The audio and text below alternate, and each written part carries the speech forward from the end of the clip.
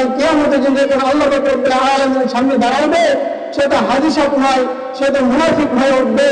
এই জন্য যখন এই আয়াতটা পড়ি ওয়াকিফুহুম ইন্নাহুম মাসউলুন, কাল কিয়ামতের দিন আল্লাহ রব্বুল আলামিন যখন সিরাত কায়েম করবেন, এর উপর দিয়ে যখন যেতে হবে, না জানে আল্লাহ রব্বুল আলামিন ওই স্কেলের সামনে ধরে পড়ে যায়, একে ধর, এত দুনিয়াতে আলেম হিসেবে ছিল, সেটা আলেম, কিন্তু আজ তার আলেম আমাদের ভিতরে কোনো মিল নাই, সেটা মুনাফিকি, তাকে ধর, তার হিসাব নেই।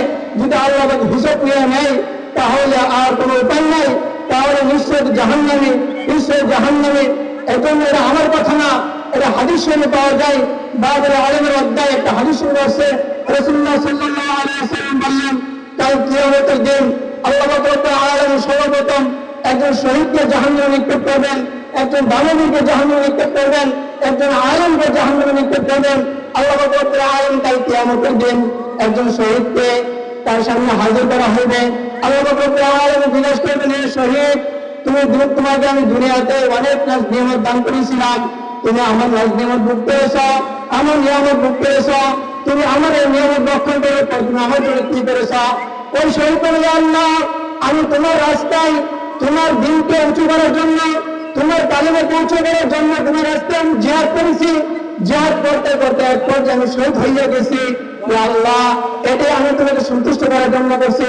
আল্লাহ রব্বুল আলামিন বলবেন, না না না না, তুমি এই জন্য জিহাদ করো নাই, তুমি এই জন্য জিহাদ করো নাই, তুমি এই জন্য জিহাদ করেছ যেন তোমাকে মানুষ একজন শক্তিশালী বলেন, একজন জিহাদি বলেন, একজন তোমাকে দানবী শক্তিশালী বলে হয়, এই জন্য তুমি জিহাদ করেছ। তুমি মিথ্যাবাদী, তুমি নাম অর্জন করার জন্য জিহাদ করেছ। যাও যাও যাও, তুমি জাহান্নামী। ফেরেশতাদেরকে বলবে, একে নিয়ে যাও, একে অর্জন করে জাহান্নামে নিক্ষেপ করো। আল্লাহ রব্বুল আলামিন কাল কিয়ামতের দিন আল্লাহ রব্বুল আলামিনের সম্মুখে একজন হাজির, একজন আলেমকে পেশ করা হবে। আলেমকে জিজ্ঞাসা করবে আল্লাহ রব্বুল আলামিন, হে আলেম, আমি তোমাকে দুনিয়াতে সবচেয়ে বড় দামি যে আলেম দান করেছিলাম, তুমি আলেম অনুযায়ী কি করেছ? তখন বলবে, ইয়া আল্লাহ, আমি যে তোমাকে রাজি খুশি করার জন্য আমি নিজে আলেম শিক্ষা করেছি এবং অপরকে শিক্ষা দিয়েছি। আল্লাহ রব্বুল আলামিন, না না না, তুমি মিথ্যাবাদী বলছ, তুমি তো মিথ্যাবাদী, কেননা তুমি এর জন্য আলেম হয়েছ, এর জন্য কারি হয়েছ, তোমাকে মানুষ আলেম বলবে, কারি বলবে। তুমি নিজেকে নাম পেশ করার জন্য, নাম ফুটানোর জন্য নিজেকে আলেম বানাইছো, কারি বানাইছ, তুমিও মিথ্যাবাদী, তোমাকে জাহান্নামে নিক্ষেপ করা হইবে। আল্লাহ রব্বুল আলামিন ফেরেশতাদেরকে বলবে, এরপর অর্জন করে জাহান্নামে নিক্ষেপ করো। তারপরে একজন দানবীরকে আনা হবে। দানবীরকে আনার পর আল্লাহ রব্বুল আলামিন একটি প্রশ্ন করবেন, হে দানবীর, আমি তোমাকে দুনিয়াতে অনেক নাজ নিয়ামত দান করেছিলাম, তোমাকে সকল ধরনের অর্থ সম্পদ দান করেছিলাম, তুমি এই অর্থ সম্পদের বিনিময়ে তুমি আমার জন্য কি করেছ? তখন দানবীর বলে, ইয়া আল্লাহ, আমি তোমাকে রাজি খুশি করার জন্য এমন কোন পথ নাই যেখানে আমি দান করি নাই। আমি সর্বক্ষেত্রে সর্বরাস্তায় তোমাকে খুশি করার জন্য আমি দান করেছি। আল্লাহ রব্বুল আলামিন বলবে, না না না না, তুমি মিথ্যাবাদী, তুমি মিথ্যা বলতেছ। কেননা তুমি এই জন্য দান করেছ যেন তোমাকে মানুষ দানবীর বলে, তোমাকে যেন সমাজ সেবক বলা হয়, এই জন্য তুমি দান করেছ। তুমি মিথ্যাবাদী। তখন আল্লাহ পাক রব্বুল আলামিন ফেরেশতাদেরকে বলবেন, একে অর্জন করে জাহান্নামে নিক্ষেপ করা। আজ দুনিয়াতে এরকম দেখা যায়, একজন মাহফিলকে দাওয়াত দেওয়া হয়, সে বলে, আমার নাম কেন কোষের নিচে আসলো, আমার নাম কেন কোষের উপরে আসবো না? এই জন্য সে মাহফিলে অর্থ টাকা কম দেয়, বলে আমার নাম যে উপরে থাকতো আমি টাকা বাড়াই দিতাম, আমার নাম যে পোস্টারের নিচে, এই জন্য আমি অর্থটা কমিয়ে দিলাম। হায় মানুষ, এই জন্য বড়রা বলে আলামিন সাহেব,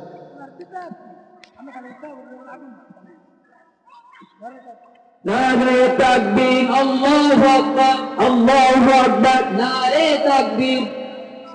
সমাবেশের আগমন, শুভেচ্ছাই স্বাগতম, শুভেচ্ছাই স্বাগতম, নবী সাহেবের আগমন, নারে তাকবীর, আল্লাহু আকবার। এজন্য বড়রা বলে, অনেক সময় দেখা যায় অনেক বড় দান আল্লাহ রব্বুল আলামিনের কাছে কবুল হয় না। ছোট ছোট যে দানগুলা এইগুলো কবুল হয়ে যায়। অনেকে দেখা যায় দান করে নাম প্রকাশ করার জন্য, আইসা হুজুরকে 1000 টাকা, 2000 টাকা কিছু অর্থ দিয়ে বলে, হুজুর আমার নামটা প্রকাশ করে দেন, আমার নামটা মাইকে ঘোষণা করে দেন, অমুক ভাই 1,000, 10,000, 5,000 টাকা দিছে, এইরকম দেখানোর জন্য যারা দান করবেন, এই দানের কোনো ফল হবে না। আরেকজন দেখা যায় যখন মানুষ কিছু চাই, উনি দান করেন একমাত্র গ্রহণ করার জন্য, আল্লাহকে তাআলাকে সন্তুষ্ট করার জন্য। যখন 1 টাকা দান করে, আল্লাহ রব্বুল আলামিনকে দেখানোর জন্য নয়, কাউকে দেখানোর জন্য নয়, একমাত্র আল্লাহ রব্বুল আলামিনকে সন্তুষ্ট করার জন্য, রাজি খুশি করার জন্য তার দানটা দেবে গোপন উদ্দেশ্য, দেখা যায় ওই দানটা তার কবুল হয়ে যায়। এই জন্য আমরা যখন দান করব, যে কোনো নেক আমল করব, কাউকে দেখানোর জন্য নয়, কাউকে দেখানোর জন্য নয়, একমাত্র আমল করব তাকে সন্তুষ্ট করার জন্য, একমাত্র আল্লাহ তাআলাকে সন্তুষ্ট করার জন্য। দেখেন ভাই হযরত ওমর রাদিয়াল্লাহু তাআলা আনহু সম্মিলিত ব্যাপার এই আয়াত পাঠ করা হয়তো আযহাবাতুম তাইয়্যিবাতুকুম ফি হায়াতিকুমুদ দুনিয়া ওয়াস্তামতা'তুম বিহা ফাল-ইয়াওমা তুজজাউনা আযাবাল হুন। যখন হযরত ওমর ফারুক রাদিয়াল্লাহু তাআলা আনহু সম্মিলিত এই আয়াতের স্থান পাঠ করতেছেন, এই আয়াত শোনার পর হযরত ওমর রাদিয়াল্লাহু তাআলা আনহু ওদের কান্দা শুরু করলেন। তখন ওই সাহাবী বললেন, ইয়া আমিরুল মুমিনিন, এই আয়াত আমাদের জন্য নয়, এই আয়াত আপনার জন্য নয়, এই আয়াত কাফের মুশরিক ইহুদীদের জন্য, আপনি কেন কান্না করেন? তখন ওমর রাদিয়াল্লাহু তাআলা আনহু বললেন, হ্যাঁ, তোমার কি ধারণা এই আয়াত তুমি বলে কাফের মুশরিকদের জন্য? কাল কিয়ামতের দিন আল্লাহ রব্বুল আলামিন আবেদন বলে, হে ওমর, তুমি দুনিয়াতে যা করছো তার বিলে দুনিয়াতে পেয়ে গেছো, এখন তোমার কিছু নাই, এখন তুমি জাহান্নামের আগুন শাস্তি ভোগ করো। দেখেন তারা জান্নাতে সুসংবাদ দুনিয়ার পাওয়া মাত্র একবার 100% হযরত ওমর রাদিয়াল্লাহু তাআলা আনহু জান্নাতে রাসূলুল্লাহ সাল্লাল্লাহু আলাইহি ওয়াসাল্লাম যা দেখে আছেন মেরাজের রাতে, তারপরে দেখেন কত কান্না করতেন, কিন্তু তারা আমল করতেন একমাত্র আল্লাহ তাআলাকে রাজি খুশি করার জন্য। এই জন্য ভাই আমরা আমল করে একমাত্র আল্লাহ তাআলাকে রাজি খুশির জন্য। আল্লাহ রব্বুল আলামিন বলেন, ইন্না সালাতি ওয়া নুসুকি ওয়া মাহইয়ায়া ওয়া মামাতি লিল্লাহি রাব্বিল আলামিন। আমার কুরবানি, আমার নামাজ, আমার হজ, আমার যাকাত, আমার দান খয়রাত, আমার যত ভালো কাজ আছে সকল ভালো কাজ করবে একমাত্র আল্লাহ রব্বুল আলামিনকে রাজি খুশি করার জন্য, অন্য কাউকে রাজি খুশি করার জন্য নয়। দেখেন ভাই, মুনাফিকরা আমল কম করছে না, মুনাফিকরা আমল অনেক বড় বড় আমল করছে। তারা রাসূলুল্লাহ সাল্লাল্লাহু আলাইহি ওয়াসাল্লামের সাথে মসজিদে নববীতে নামাজ আদায় করছেন, তারা কত বড় দামি আমল করছেন, কিন্তু তাদের আমল, তারা রাসূলুল্লাহ সাল্লাল্লাহু আলাইহি ওয়াসাল্লামের সাথে আমল করছেন, নামাজ পড়ছেন, একই মসজিদে উঠা বসা, একই সাথে উঠা বসা করছেন, কিন্তু তাদের নিয়তের বরমিল থাকার কারণে, তাদের তরিকা বরমিল থাকার কারণে তারা হয়ে গেলেন মুনাফিক। আর যে তাদের সাথে যে সকল সাহাবী ছিলেন, তাদের নিয়ত শোনার কারণে, তাদের তরিকা শোনার কারণে তারা সাহাবীর মর্যাদা লাভ করলেন, তারা দুনিয়াতে জান্নাতে সুসংবাদ পেয়ে গেলেন। আর যারা রাসূলুল্লাহ সাল্লাল্লাহু আলাইহি ওয়াসাল্লামের সাথে একই সাথে উঠা বসা করছেন, কিন্তু তাদের নিয়ত তরিকা বরমিল থাকার কারণে তাদের আমল, তারা আমল বাবদ হয়ে গেছে, তারা মুনাফিক অর্জন করে ফেলছেন। দেখেন ভাই, মুনাফিকরা কিরকম ছিল, তাদের ভিতরে ছিল একটা, বাহিরে ছিল আরেকটা। এই জন্য আমল ঠিক করবো এবং আমল করতে গেলে আমার দুইটা জিনিসের দরকার, একটা হলো নিয়ত, আরেকটা হলো আমার তরিকা।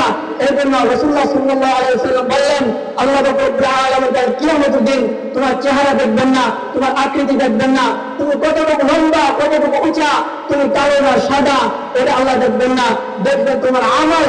তোমার আমল যদি ঠিক হয়ে যায়, তুমি সব কিছু ঠিক, তোমার তরিকা যদি ঠিক হয়ে যায়, তুমি সব কিছু ঠিক হয়ে যাইবে।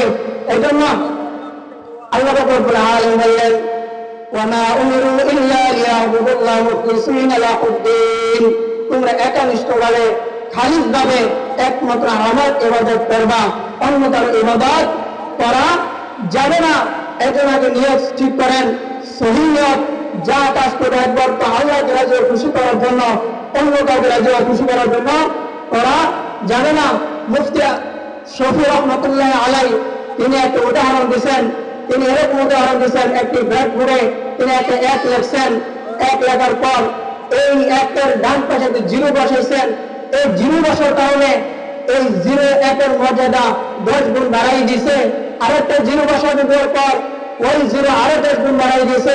এরকম ভাবে আপনার নিয়ত আপনার তরিকা যত সহি থাকবে, আপনি যত আমল করবেন অল্প আমলে আপনি যথেষ্ট হয়ে যাবে।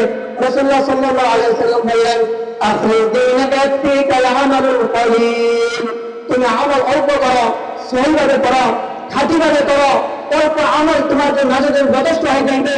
তাই কাল কিয়ামতের দিন আপনি কত আমল করলেন আপনার আমল গণনা করা হবে না, বরঞ্চ আপনার আমলটা কতটুকু সুন্দর, এই সুন্দরটা আল্লাহ দেখবেন। আল্লাহ রাব্বুল আলামিন সূরাতুল মুলক বলেন, ওয়া আইয়ুকুম আহসানু আমালা, আল্লাহ রাব্বুল আলামিন তাই কিয়ামতের দিন তোমাদের আমল দেখবেন, তার আমল কতটুকু সুন্দর, কে কত রাকাত নামাজ আদায় করলো, কে কত রাকাত নফল নামাজ পড়লো, কে রোজা নফল নামাজ রোজা বেশি রাখলো, আল্লাহ এটা দেখবেন না। আপনার যদি নিয়ত এবং তরিকা যদি বড় থাকে, আপনার কোনো আমল ব্যর্থ হবে না। কারণ কেউ যদি শফি রহমতুল্লাহ আলাইহি বললেন, কেউ যদি এই জিরো এশকে আশেক, এই জিরো আশেককে যদি মনে করে জিরো এত সম্মান, এই জিরোকে পড়ে নিব কেন, এই জিরোটা আমি আগে নিয়ে আসি, এই আগে নিয়ে আসার কারণে এই জিরো একটা মর্যাদা কমাবে না বাড়াবে, বরঞ্চ কমাবে। যদি এই জিরো এবং এই একের মাঝখানে ফুটা পড়ে যায় তাহলে তো সর্বনাশ। এই জিরো একের মর্যাদা আরো 10 গুণ কমাই দেবে। এই জিরো এবং একের মাঝখানে যে ফুটাটা হলো, এটা হলো শিরক। আপনি যত আমল করেন, যদি আপনার আমলের ভিতরে একটা শিরক ঢুকে যায়, আপনার সারা জীবনের আমল বরবাদ হয়ে যাবে।